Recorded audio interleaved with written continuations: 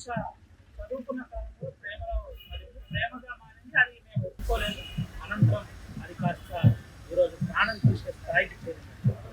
ఒకసారి అనూష ప్రజలు అనూష ప్రజలతో ఒకసారి మాట్లాడించే ప్రయత్నం చేద్దాం. ఏం జరిగింది? ఏం అసలు అంటే ఏం జరిగింది? వాడు ఫోన్ చేసి మీరు పిచ్చి పెళ్ళి అని మీరేమన్నా అంటే పోలీస్ కంప్లైంట్ ఇచ్చారు?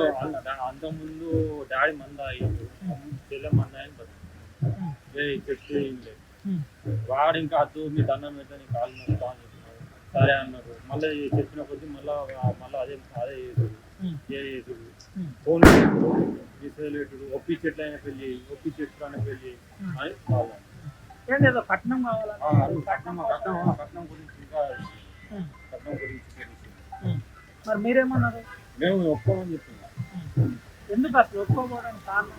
మనుషులు కాదు, మనుషులు కాదు. ఏంటి పోలీసు వాళ్ళు ఏమన్నారు? పోలీసులు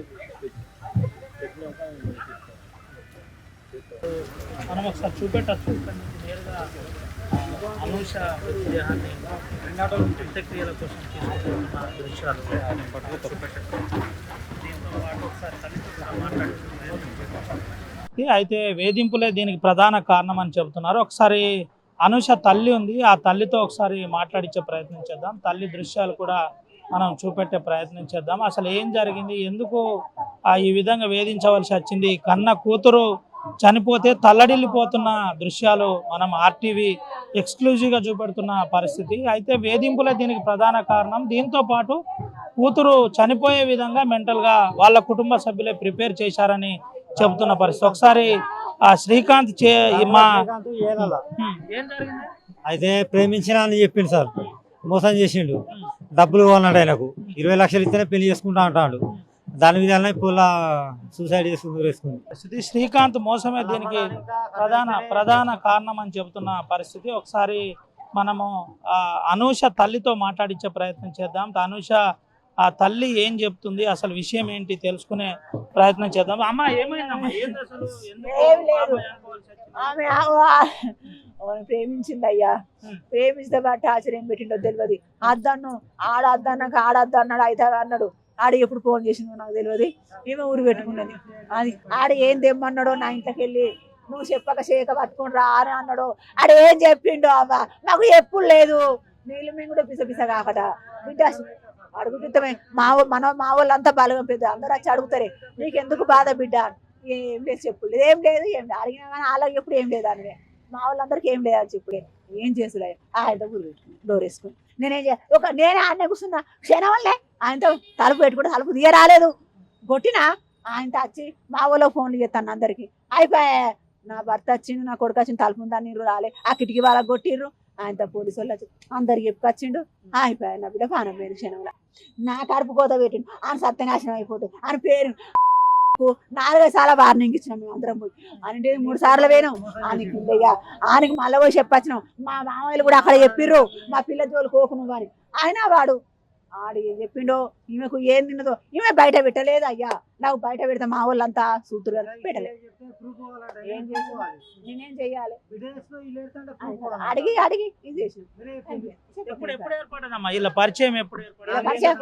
మంచిగా 3-4 ఏం లేదు. ఇక బ్రిడ్జి కింద డిగ్రీ కాలేజీలో ఫస్ట్ ఇయర్ కావచ్చు. అప్పుడు ఆడు సోపతాయిండట బ్రిడ్జి కింద చేపల పేరైన కాలేజీలో. ఇక పెన్ను కోసమో కాపీ కోసమో దేనికో పరిచయం చేసుకున్నది. ఆడు సోపతాయిండట. మాకు ఒకళ్ళు చెప్పిన వాళ్ళే, నా కొడుకు బిడ్డ అద్దే అన్న 2 నెలలకే తెలిసిన వాళ్ళే, నువ్వు నీ దండం పెడతా, నువ్వు తమ్మునివి, నా బిడ్డను మా బలగపోళ్ళు ఇయ్యరు, నా బలగపోళ్ళు మంచిగా చూసుకుంటారు, మా దాంట్లో ఇచ్చుకుంటాం మేము, మా అందరు ఉండగా నేను మీకెందుకు ఇస్తాం, మాకు అద్దు, మీ సంతానం మీరుండుర్రి అయ్యా, నీ దండం పెడతాం, మా జోలికి రాకు అని చెప్తే అమ్మ దండం అంత ఏదద్దు, నేను రాను మీ జోలికి అన్నాడు. అవ్వ అన్నాక నేను సపరేట్గా ఊకున్నాక మళ్ళీ ఏం చేసిండు, ఆయన మందు తాగింది. మందు అయినా కానీ ఇంటి మీదకి పోయినాం. 3 సార్లు పోయినాం కొట్టొచ్చినాం, అది తిట్టొచ్చినాం అని. వాళ్ళు లేడప్పుడు అని అయ్యో వార్నింగ్ ఇచ్చినాం. నేనేం చెయ్యా, మా కొడుకు తప్పే రాడని చెప్పిర్రు. అయితే కావచ్చు అనుకున్నావా, మళ్ళా వచ్చినాం. మళ్ళీ మా వాళ్ళు ఫోన్ చేసి అక్కడ మా వాళ్ళతో చెప్పించినాం. చెప్పితే ఆడు అయితే రాను మీ జోలికి అన్నాడు. ఆడు జోలికి రానన్నాడు. ఎప్పుడు ఫోన్ చేసిండో తెలియదు నాకు. అంజన్నా నా బిడ్డ బయట కాలు పెట్టలే. అంజన్నా ఇగో నా వీళ్ళందరూ వచ్చి చూసుకుంటారు అంజన్న నా బిడ్డ అయిపోయి బిడ్డ గంట చేసుకుంటాను ఎస్ఐ సిఐ మాకు న్యాయం చేస్తలేడు సార్. మేము శవాలు ఎత్తుకొని పోతాం, మాకు న్యాయం చేస్తలేరు. రిపోర్ట్ చేసినా అది చేస్తా కేసు ఎక్కడ సార్? ఆడు మా బిడ్డ చచ్చిపోయింది, ఆడు ఏడి ఆడు కోర్టుకు పోవాలిగా, ఆడు కోర్టుకు పోలేగా, మరి ఎట్లా చెప్పులు మీరే? ఆడు కోర్టుకు అనలేదా? రంగుల శ్రీకాంత్ పైసలు ఆమెకు పెళ్లి చేస్తామని పైసలు మేము ఇంట్లో పెట్టుకున్నాం. అయితే వాడు పైసలు ఇటది అని చెప్పి ఈమె చెప్పినాక వాడు పైసలు లేమని చెప్పిండు కావచ్చు ట్యాక్సులు. నాకు తెలియదుగా అది జరిగింది. ఏం చేయాలి నేను? అది చెప్పలే మాకు. ఇక ఆమెకు బంగారం తెమ్మన్నాడు, మామకు ఒక చైన్ ఉంటది చెప్పిందమ్మా. నేను ఆయన మళ్ళీ పెళ్లి చేసుకుంటాను అద్దంటే ఇక మళ్ళీ ఫోన్ చేస్తే మా దాంట్లో చేస్తామంటే ఇప్పుడు నేను ఎవరిని చేసుకొని అంటే ఊరుకుంటాను. మళ్ళీ ఫోన్ చేసినాక పిసురు ఆనే చేసుకుంటావా? డబ్బులు ఇవ్వకుండానే ఇదంతా జరిగిందా లేకపోతే ఏంటి? డబ్బు అడగలమా చెప్పలే, ఆడ ఎత్తుకరమ్మనవచ్చు తెలియదు. ఇక మాకు ఆ బిడ్డ ఇంటకెళ్ళి అత్త అంటది, మరి మేము పంపిస్తాం తీసుకోపోనంటే అంటది అంటే వాడు పెళ్లి మా వాళ్ళు ఒప్పుకోరు పెళ్లి చేయమంటే. మా మామలు బెదిరించి రాత్రి మా మామ బిడ్డను చచ్చిపోయా, మా మామ బిడ్డ శవాన్ని కాళ్ళ మీద ఎత్తుకొని ఉంటే మా మామను సిఐ బెదిరించిండు. నిన్న రాత్రి సిఐ బెదిరించిండు. ఈ మధ్యలో ప్రమోద్ సిఐ అట, ప్రమోద్ నాయకుడు, ఆ సిఐ బెదిరించిండు. చేసా మా మామను ఎట్లా ఎందుకు బెదిరించిండు? పేపర్ కాసి సార్, వాళ్ళకు న్యాయమే ఉంది. ఆడ అరెస్ట్ కావాలిగా, అరెస్ట్ కాదు ఎట్లా? అది నాది మాకు కట్టం ఇచ్చి మాకు పెళ్లి చేసి అంటే ఆయనకు జాబు లేదు. ఆడు గ్యారేజ్ నడుపుకుంటే రోజు 130 రూపాయలు వస్తాయి. నా బిడ్డని ఇక్కడ నా వాడు అన్ని తీర చూసుకుంటాడు. ఆమెకి ఏం తెచ్చి పెడతాడు వాడు? నీకు వాడు మన సూటి కాదు, జాబ్ ఉన్నా మేము ఇత్తు చేస్తాము అద్దు మాకు అని మేము చెప్పినాక మేము కట్టం వేయం, నీకు పెళ్లి చేయవు, నీకు జాబ్ లేదు, నువ్వు 4 రోజులు వాడుకుంటావు, మా పైసలు తీసుకుంటావు, మాకు వెళ్ళకూడదు. వాళ్ళు మాకు పరిచయం లేరు, మాకు తెలిసిన వాళ్ళు కాదు. అద్దయ్యా నువ్వు మాకు మీ జోలు ఉన్నాక మా వాళ్ళు కూడా అక్కడ అద్దన్నారు. అన్నాక సరే అద్దన్నారు ఊరుకున్నారా? ఇక మంచిగానే ఉంది. మరి మళ్ళీ ఫోన్ చేసింది, ఏం చేసిండో మరి ఇంటికి పైసలు పట్టుకొని రా అన్నాడో ఏమన్నాడో తెలియదు నాకు. ఇక అంత 5 రోజులు అదే పరిస్థితి.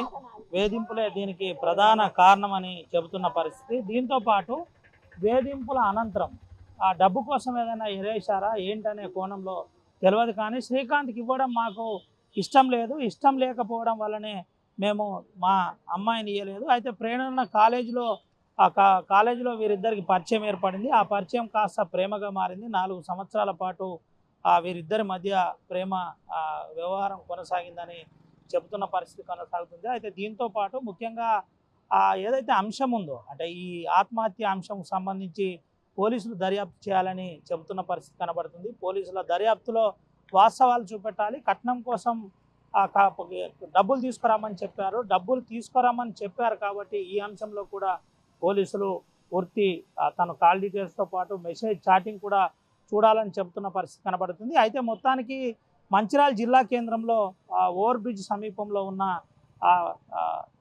వారి ఇల్లు ఏదైతుందో ఆ ఇంటికి సంబంధించిన అంశంలో ప్రధానంగా కొంత పూర్తి స్థాయిలో అంత్యక్రియలు కొనసాగుతున్న పరిస్థితి కనబడుతున్న పరిస్థితి. దీంతో పాటు ఎవరైతే బాధ్యులు ఉన్నారో వారిపై కేసు నమోదైందని పోలీసులు చెబుతున్నారు. కానీ వారిని అరెస్ట్ చేయలేదు. వెంటనే అరెస్ట్ చేసి మాకు న్యాయం చేయాలని చెబుతున్న పరిస్థితి అయితే కనబడుతుంది. అనూష తల్లిదండ్రులు కన్నీరు మున్నీరు అవుతున్న పరిస్థితి కనబడుతుంది. మాకు కడుపు కోత మిగిలించారని అనూష తల్లి కన్నీటి ఎదతో విలపిస్తున్న పరిస్థితి కనబడుతుంది. శ్రీకాంత్ అనే యువకుడు మా బిడ్డను మోసం చేశాడు, మోసం చేయడం కాక ఈరోజు ఆత్మహత్య కూడా తనే కారణమని ఆరోపిస్తున్న పరిస్థితి కనబడుతుంది. Over to studio. అసలైన తొలి వెలుగు. ఫాలో వాట్సాప్ @తొలి వెలుగు official.